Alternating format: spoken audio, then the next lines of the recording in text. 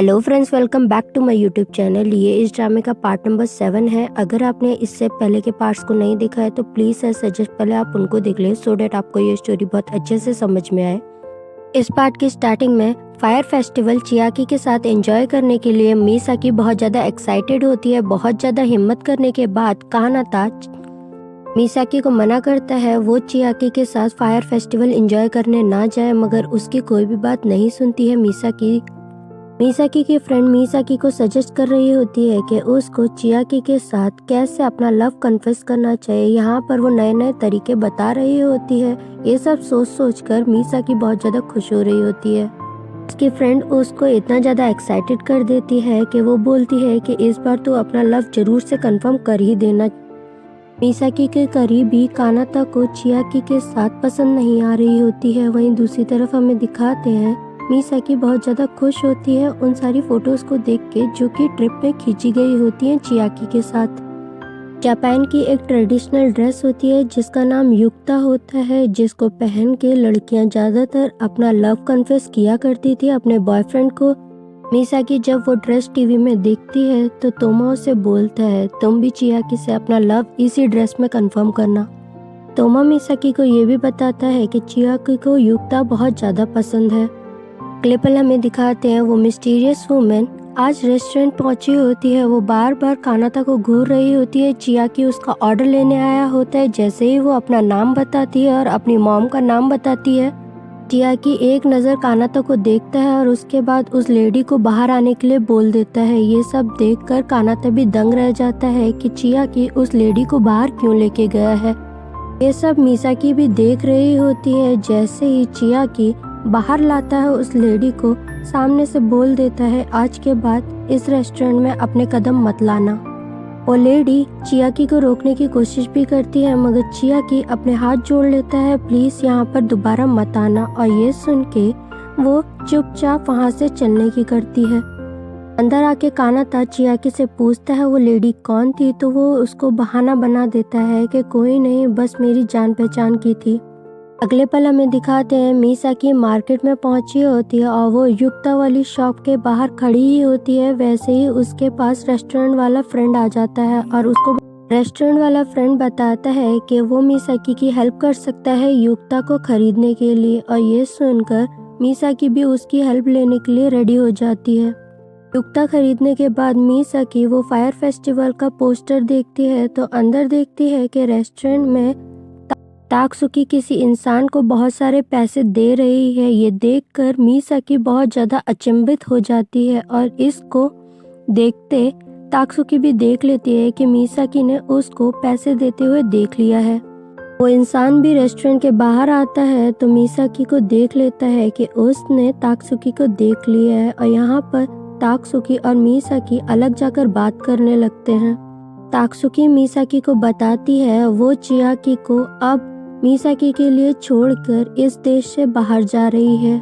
Misaki यहाँ पर कुछ पूछ ही पाती उससे पहले ही ताकसुकी उसे बोल देती है कि मैं फिर से बाहर पढ़ने जा रही हूँ, और इतना बोलते ही वो वहाँ से चली जाती है।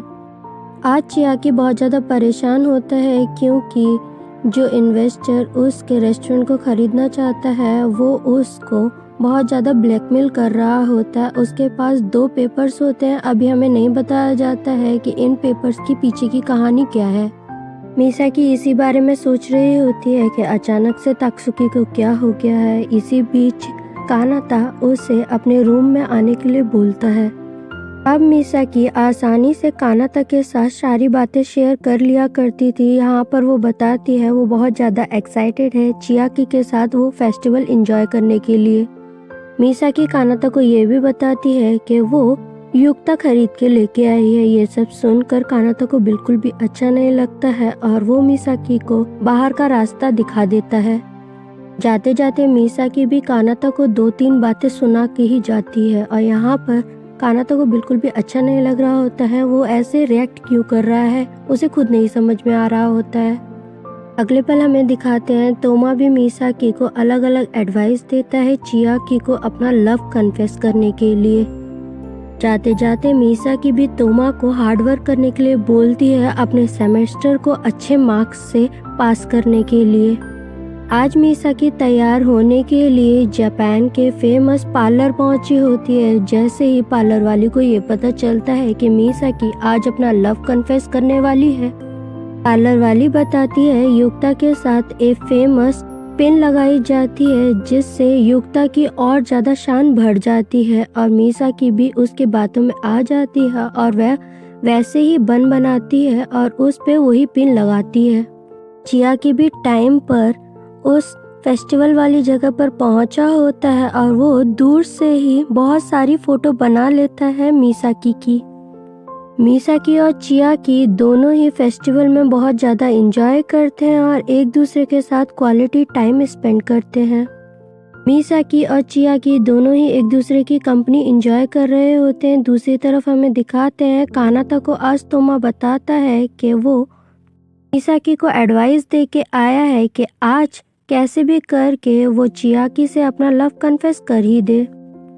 मिसाकी को भी एक बार मौका मिलता है, वो चियाकी को रोक के अपने दिल की बात बताने ही वाली होती है। वैसे ही बीच में कुछ बच्चे आ जाते हैं और वो मिसाकी को डिस्टर्ब कर देते हैं। चियाकी मिसाकी को बोलता है, मैं तुम्हारे लिए कुछ खाने के लिए लेके आता हूँ, तुम यहीं पर इंतजार करना।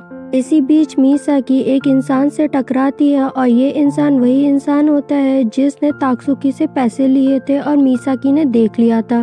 एक्चुअली ताक्सुकी ने मिसाकी को बताया था कि मैं उसको इसलिए पैसे दे रही हूँ क्योंकि ये उसका फ्रेंड है और उसको जरूरत है। यहाँ पर मिसाकी पूछती है ताक्सुकी चली गई क्या, तो वो बताता है कि मुझे नहीं पता है। यहाँ पर वो पूछती है कि तुम तो उसका फ्रेंड हो ना। मिसाकी को क्लियर करते हुए वो बताता है कि मैं ताक्सुकी का भाई हूँ। ताक्सुकी के भाई से मिसाकी को सही बात पता चलती है कि ताक्सुकी ब्रेकअप करके क्यों गई थी चियाकी के साथ। हुआ कुछ ऐसा था कि ताक्सुकी के भाई ने बहुत सारा गलत काम करने की वजह से कर्जा लिया हुआ था, जिसकी वजह से ताक्सुकी को बहुत सारे काम करने पड़ते थे और उसका कर्जा खुद ही उठाना पड़ता था। ताक्सुकी चियाकी को इन सब मामलों में फंसाना नहीं चाहती थी, इसलिए उसने उसके साथ ब्रेकअप किया था। अगले पल हमें दिखाते हैं ताक्सुकी का भाई रेस्टोरेंट पहुंचा होता है और कानाता उसे बताता है कि रेस्टोरेंट तो अभी बंद हो गया है। ताक्सुकी का भाई कानाता से पूछने की कोशिश करता है कि तुम्हें पता है ताक्सुकी कहाँ जा रही है। कानाता उसे बोलता है मुझे इसका कोई भी आइडिया नहीं है और उसको भी सारी बातें पता चल जाती हैं कि ताक्सुकी ने चियाकी से कुछ सालों पहले ब्रेकअप क्यों किया था।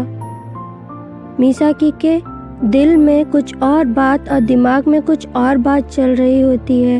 वो अपना लव कन्फेस करना चाहती थी मगर चियाकी को वो सब कुछ ताक्सुकी के बारे में बता देती है। जैसे ही चियाकी को ताक्सुकी के बारे में पता चलता है, वो बिना वक्त गवाए ताक्सुकी को ढूंढने के लिए निकल जाता है। मिसाकी भी पीछे खड़े हुए चियाकी को ताक्सुकी की तरफ भागते देखती रह जाती है। उसे पता लग गया होता है कि चियाकी आज भी ताक्सुकी से बहुत ज्यादा प्यार करता है। कानाता भी यही सारी बातें सोच रहा होता है। दूसरी तरफ हमें दिखाते हैं चियाकी भागते भागते स्टेशन तक पहुंच ही जाता है।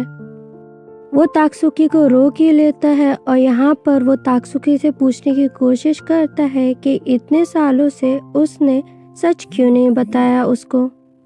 ताक्सुकी चियाकी को बताती है कि वो नहीं चाहती थी कि इन सब मामलों की वजह से चियाकी परेशान हो। यहाँ पर दोबारा से चियाकी और ताक्सुकी एक हो जाते हैं। फायरवर्क्स स्टार्ट हो जाते हैं। मिसाकी उसी फेमस लोकेशन पे बैठी होती है जहाँ से बहुत अच्छा नज़ारा दिखाई देता है फायरवर्क्स का। कानाता भी उसी लोकेशन पे पहुँच जाता है और वो देखता है कि मिसाकी बहुत ज़्यादा रो रही है। कानाता को अपनी फीलिंग कन्फेस करना नहीं आता था, वो मिसाकी को रोते हुए नहीं देख सकता था। कानाता मिसाकी को बस एक ही प्रॉमिस करता है कि वो हमेशा से मिसाकी की साइड पर ही रहेगा और ये सुन के मिसाकी को थोड़ा सा अच्छा लगता है।